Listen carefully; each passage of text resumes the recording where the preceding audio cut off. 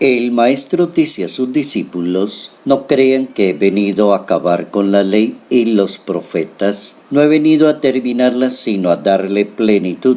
Les aseguro que antes pasarán el cielo y la tierra que deje de cumplirse hasta la última letra o tilde de la ley. El que se salte uno de los preceptos menos importantes y se los enseñe hacia los demás será el menos importante en el reino de Dios. Evangelio según San Mateo, capítulo 5, versos 17 al 19.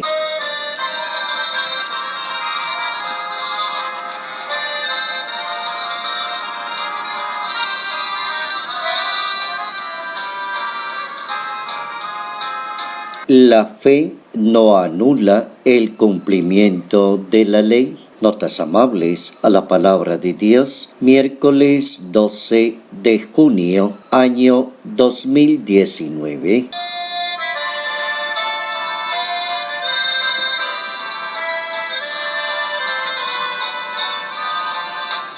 Hay dos aspectos fundamentales que es importante poderlos entender y aplicar a la vida cristiana, a la vida cotidiana, la manera como entendemos las cosas de Dios, el misterio de Dios, los ministerios en la misma iglesia, la ley que rige la misma historia de la vida cristiana centrada en los mandamientos, ley de Dios. ¿Cómo entrar a pensar que las cosas de la fe no pueden oscurecer los asuntos de la ley? No podemos durar siglos discutiendo toda esa polémica, si es más importante la ley o es más importante la fe, o es más importante lo que aprendimos en el pasado y es menos importante lo que estamos aprendiendo en el presente, o si la razón la tienen los antiguos o la razón la tiene Jesús, el Hijo de Dios, con la presentación de la novedad del reino de Dios. El capítulo 19 del libro del Éxodo presenta todo ese panorama de la importancia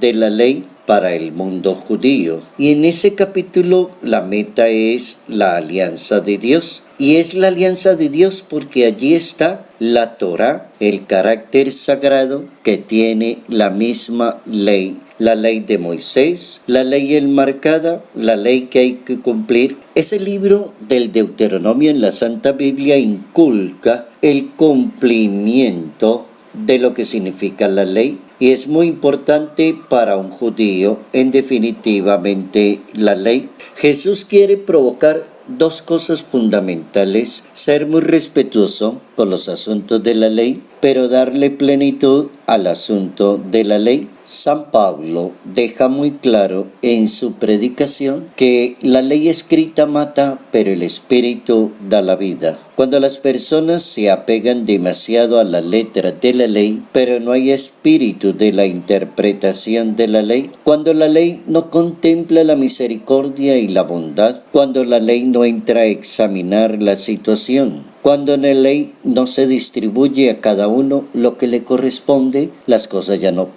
funcionan muy bien. En esa segunda carta del apóstol San Pablo a los Corintios, justamente en el capítulo 3, el apóstol va a hacer un discernimiento bien interesante entre la ley y el espíritu de la ley y va a proponer un estilo de pensamiento donde nosotros, bajo el amparo de la ley de Dios y con la gracia del Espíritu de Dios, se va anunciando la palabra del Señor y se va resplandeciendo la gloria de Dios cuando se aplica bien la ley y el espíritu de la ley. Un ejemplo claro y convincente de muchas personas lo pueden saber y lo saben.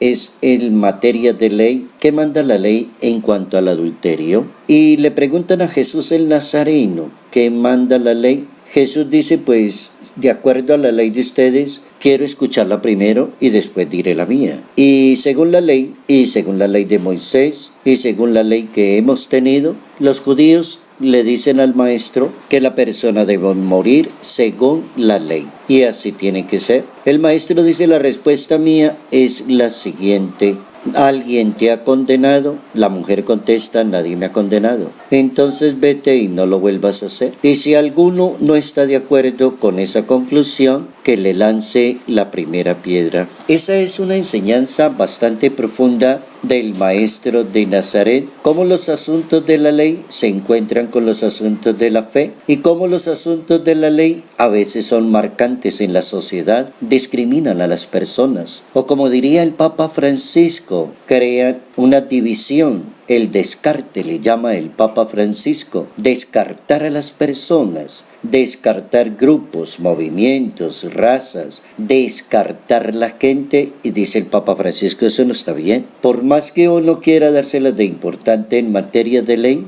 le hace mucha falta la caridad, la misericordia y el sentido común. No hay que dejar de cumplir la ley, sí, eso es muy cierto, no hay que pasar la ley por encima, no hay que enseñársela mal a los demás, no hay que cambiarle una tilde, una letra a la palabra de Dios, porque ya es ser abusivo con las palabras del Señor. Qué interesante el tema, cuando uno se pone a pensar en tantos momentos difíciles de tanta gente que es señalada por los mismos creyentes como indigna, porque no cumple con ciertos requisitos de la ley, así como el Papa trata de ser tan condescendiente con esas fórmulas marcantes que están en la ley, pero el Papa pide caridad, pide misericordia, pide bondad para con las demás personas. Uno no puede ajusticiar a una persona así como tan rápidamente sin abrirle el espacio a la caridad y a la misericordia y a la bondad. San Pablo dice, la ley escrita mata, el espíritu da vida.